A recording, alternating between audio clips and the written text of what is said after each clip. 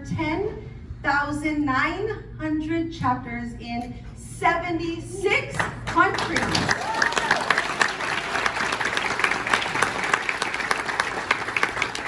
76 countries populated throughout every populated continent in the world.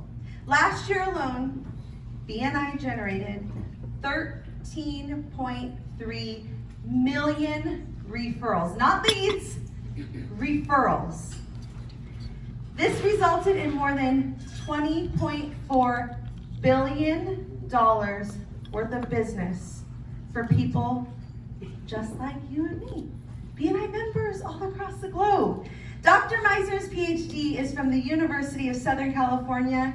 He is a New York Times, oh, we have someone that wanted to cheer for that. We'll go for that.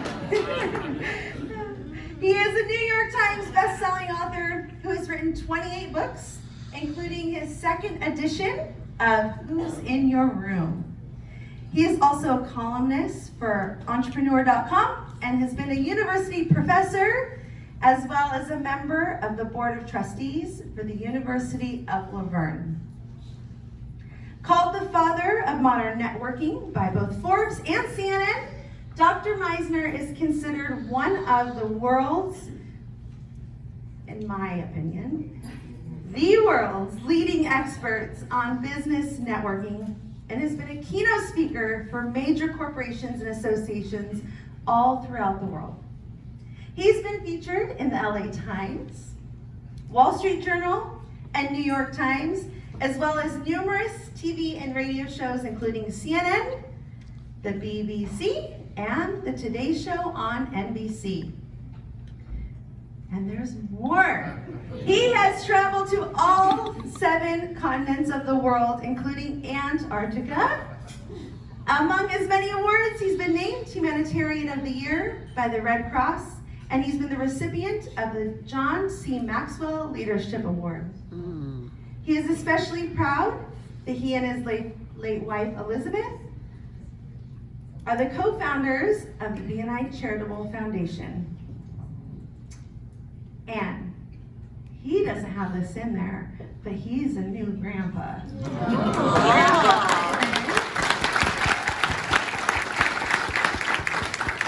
And in his spare time, he is also an amateur magician and a black belt in karate.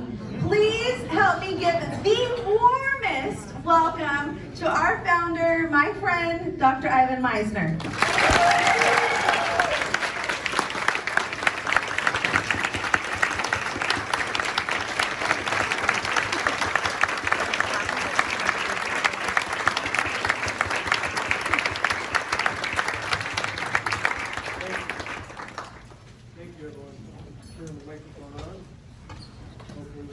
Screeching, or it is working at least. Good. Yeah, I showed up at the hotel last night, and this was in the room. Grandpa Ivan. I love it. Thank you.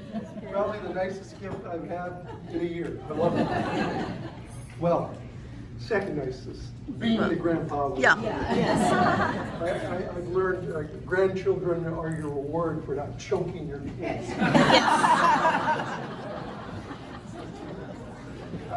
I'm going to speak from down here because I like to walk and talk, and I can't do that without covering that. So I'm going to speak from down here. Hopefully you can all hear me.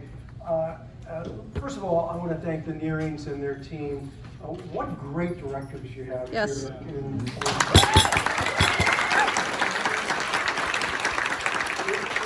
really are great directors, and I'm proud to have them as part of the organization.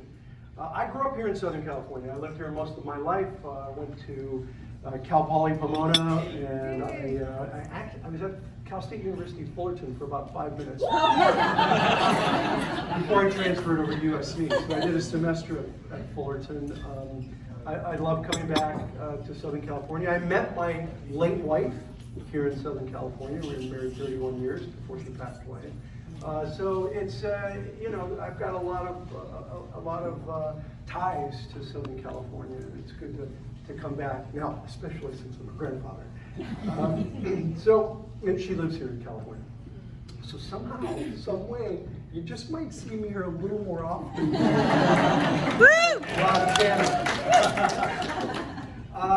Yeah, we did last year generate for our members $20.4 billion with a B, $20.4 billion in business. I like to joke that that's twice as much as the gross domestic product for the country of Liechtenstein.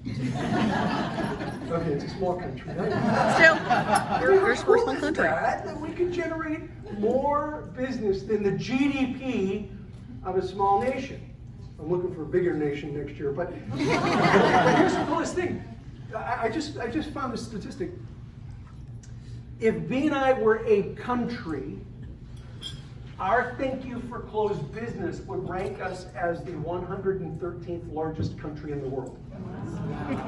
There would be 77 countries with a lower GDP than BNI has in thank you for closed business. We are changing the way the world does business, and we're helping business people all over the world, 76 different countries all over the world do this. So today, I've been asked to do a presentation on the second edition of a book I did called Who's in Your Room. The original edition is 15,000 words. This is 40,000 words. What we've added mostly are stories. There's a few concepts that we've added, a lot of stories, and I'll share a couple of the stories today. But it's the content that I really want to hit home on, the actionable things that you can do to make a difference in your life. So let's talk about the concept of who's in your room. And as you think about this, I want you to think about it not only from the sense of you yourself, your room, but your chapter as a room. This book is not about networking, but it's all about networking. Right. Okay, we don't talk about networking that much in it, but we do talk about relationships and the people you surround yourself with. And that's all that networking really is. It's about surrounding yourself with the right people. So I'm going to talk about it from the perspective of you as an individual, but I want you to think about it, and there'll be one or two times where I'll talk about a BNI chapter here. Okay, so here's the concept of the room. Imagine that you live your entire life in one room. And that one room has only one door. And that one door is an enter-only door. So that when people come into your room or into your life, they're there forever. You can never get them out. Better be nice. Right? No relationships. But look, it's a metaphor, right? It's a metaphor.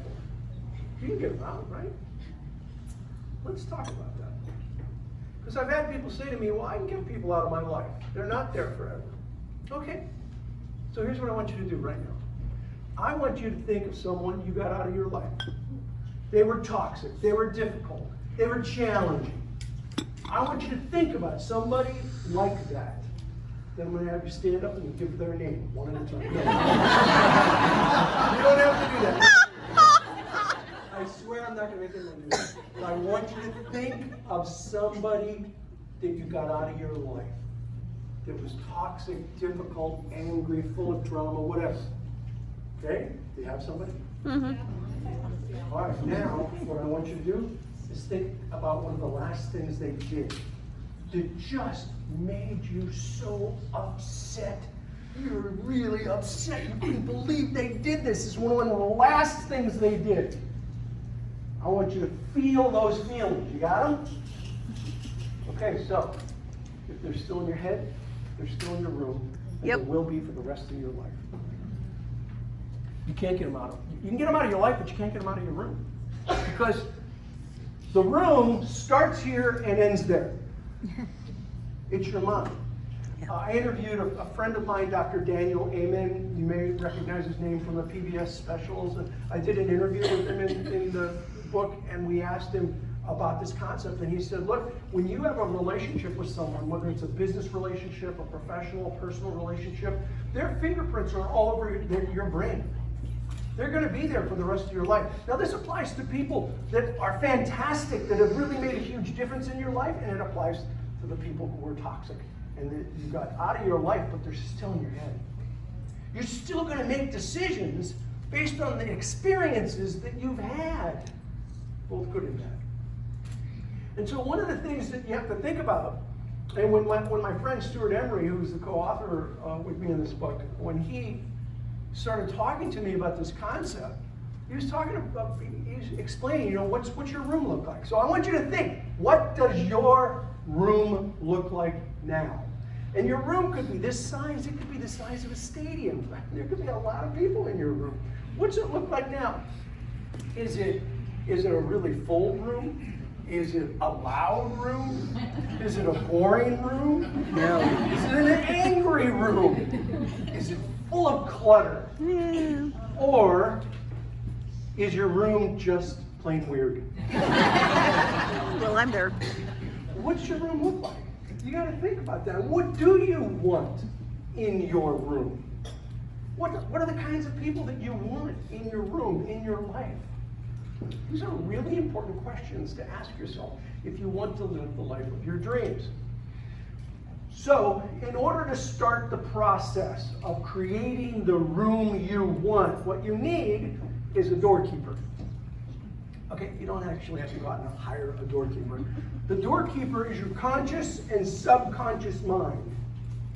And you can assign a name to it if you want. I had somebody just email me yesterday, and they were teaching someone else this concept from the book, and so people were talking about who their doorkeeper was. And you know, for one, it was a big bar bouncer. You know, for one guy, it was Jack Reacher in the Netflix series. The big guy, not the Tom Cruise Jack Reacher, but the big guy. That was the doorkeeper. And somebody else, it was Kevin O'Leary was from Shark Tank was the doorkeeper. So you could have put an image on it if you want, but it's you. It's your conscious and subconscious self saying, wait. Let's talk a little bit more. Let's get to know one another a little bit more before you come into my room. We get to stay on the porch. We can talk, we can chat, we can connect, but you're not going to come into my life quite so quickly. So that means you have to train your doorkeeper. You have to train your conscious and subconscious mind on who to allow into your room. So what do you train them on? You got to train them on your values. Mm-hmm. What are your values?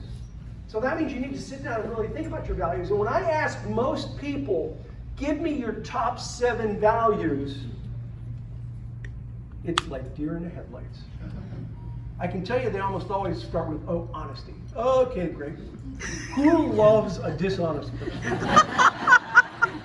I mean, that's almost always one of the first ones. To me, that's just a union card. You don't even get to talk to me if you're not an honest person, right? So give me better stuff. And if I say, give me 7, I'll get 2, maybe 3, and then dead silence. They don't know. This is so important. What I find interesting is that corporations are better at creating core values. Maybe not living them. But they're better at creating core values than people are. Most people couldn't tell you what their top 7 core values are as an individual. And so, and as an individual, and even as a couple, my late wife and I, we had a value of that we only wanted to spend time with other couples who loved and respected each other. Mm-hmm. That was key. Now, we were married 31 years. There were times where maybe I wasn't as loving or she wasn't as respectful as we could have been. I'm not talking about those aberrations. I mean, generally speaking, we wanted to be with couples who loved and respected each other because we felt we loved and respected each other. And that was a value. And that was a value that we held tight, and we didn't want to build a relationship with another couple unless they had that. So you got to know your values. If you don't know your values, you don't know what to train your doorkeeper on.